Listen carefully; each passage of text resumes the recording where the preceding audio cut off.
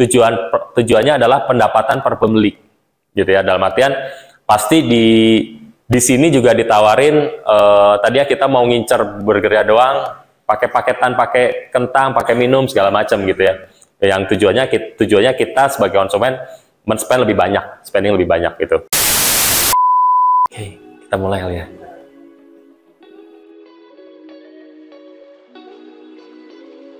Oke, sore teman-teman. Masih belum ngantuk kan? Belum, semangat ya. Oke. Ya, sore ini saya pengen harusnya teman-teman di sini sebagian besar udah pada menggunakan pusat promosi di Shopee. Pusat promosi itu ada kayak ada voucher, potongan harga, terus ada combo dan sebagainya gitu ya. Harusnya sih teman-teman udah sebagian besar udah menggunakan. Cuman saya di sini ingin ada dua objektif sih dari saya. Yang pertama ingin yang udah menggunakan mungkin saya kasih insight lebih, study case supaya menggunakannya lebih efektif gitu. Yang kedua mungkin teman-teman yang belum menggunakan jadi menggunakan juga. Baik. Oke, perkenalkan saya Revi. Saya dulu pernah 10 tahun bekerja sebagai profesional orang kantoran, dan juga saya pernah menjadi startup co-founder juga gitu ya. Dulu bidang saya di online industry kayak website, mobile app, ads, dan data analytics tuh. Kemudian saya 9 tahun terakhir ini lebih bergerak di bidang e-commerce gitu ya. Baik itu bisnis e-commerce sendiri, manage punya partner dan klien, juga sebagai educator. Kemudian lebih ke online sales, ads, dan branding. Jadi dari sini udah ketahuan ya umur saya ya. Gitu ya. Yang nebak umur saya 25 sebelumnya ya mohon maaf, salah berarti. Nggak ada juga ya. Oke. Oke, saya pengen cerita-cerita dulu deh, cerita-cerita ringan dulu gitu ya. Sekedar mengingatkan bahwa kalau kita dalam berjualan gitu ya, itu sebetulnya ada, kalau kita bagi customer journey-nya ada beberapa journey yang kita bisa cermati gitu, dan kita bisa maksimalkan journey dari si customer tadi gitu ya. Misalnya gini, ketika kita misalnya ini study case-nya adalah McDonald gitu ya.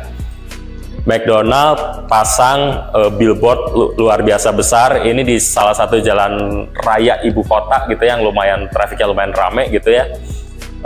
Dia pasang billboard seperti ini. Ini jembatan penyeberangannya. Ini kalau nggak salah jalan tol dalam kota gitu ya.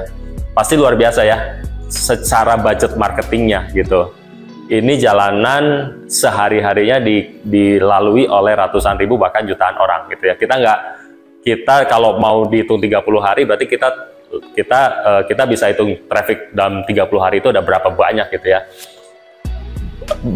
McDonald keluarin budget besar, iya pastinya. Tapi apakah itu sesuai dengan apa yang dia dapatkan? Belum tentu jawabannya. Kenapa? Karena kita mesti lihat customer journey gitu ya.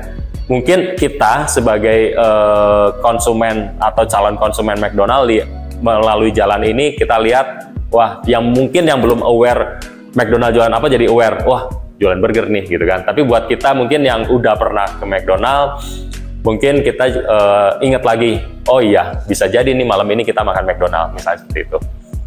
Tapi terus action berikutnya dari calon konsumen adalah datang ke gerai. Kalau McDonald gitu kan ya, kita datang ke gerai.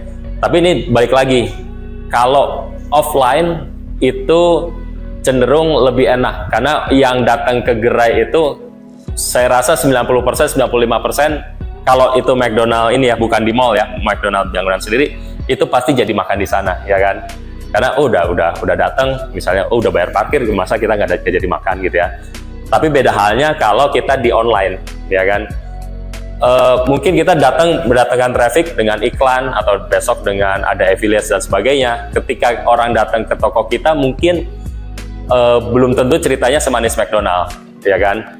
Mungkin dia lihat dikit, wah ada yang nggak cocok dikit, dia keluar. Atau misalnya dia lihat harganya kayaknya mahal nih, atau kayaknya di atas rata-rata, dia keluar dulu bandingin dengan yang lain dan sebagainya gitu.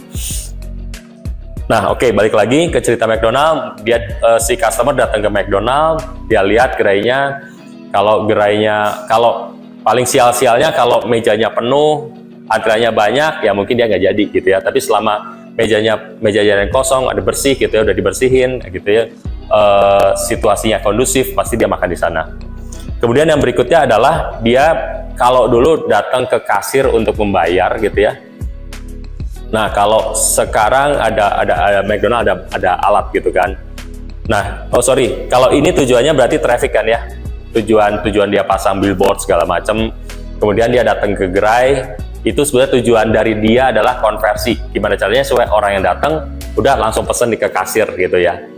Kemudian ketika orang datang ke kasir atau ke mesin kasir seperti itu, tujuannya adalah pendapatan per pembeli gitu ya. Dalam artian pasti di sini juga ditawarin tadi ya kita mau ngincer burgernya doang, pakai paketan, pakai kentang, pakai minum segala macam gitu ya. Yang tujuannya kita sebagai konsumen men-spend lebih banyak, spending lebih banyak gitu. Pun begitupun dengan di online, terutama khususnya di Shopee gitu.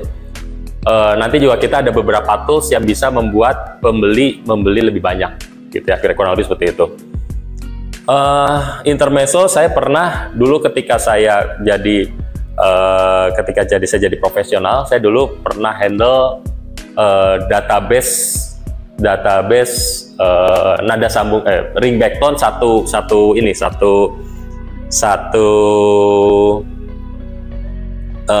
operator, satu telco.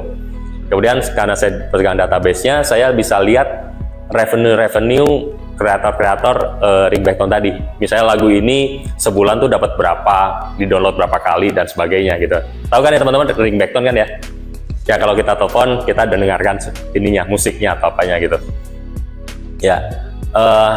Dan ketika saya cek hasil download dari lagu-lagu yang dipasarkan oleh satu restoran fast food gitu ya, ternyata itu lumayan, per bulannya puluhan bahkan ratusan juta gitu ya. Padahal lagu-lagu itu memiliki kode ringback tone yang khusus. Kode ringback tone yang khusus itu yang tercantum di CD-nya.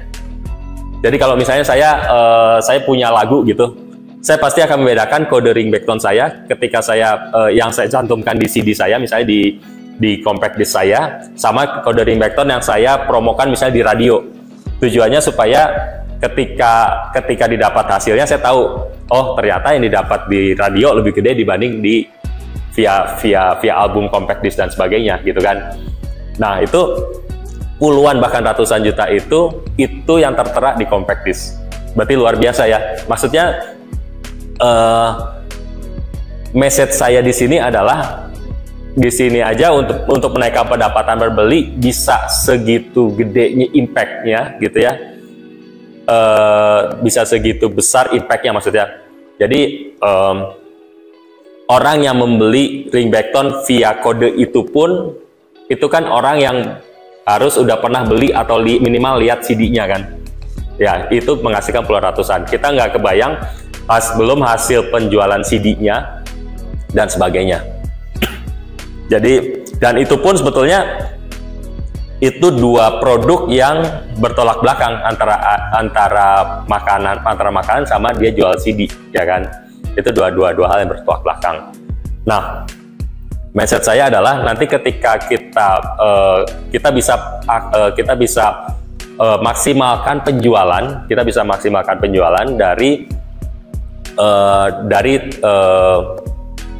dari paket-paket seperti itu gitu, yang kita bisa aktifkan melalui fitur promo tools di Shopee ini gitu. Oke. Oke, kita lanjut dulu.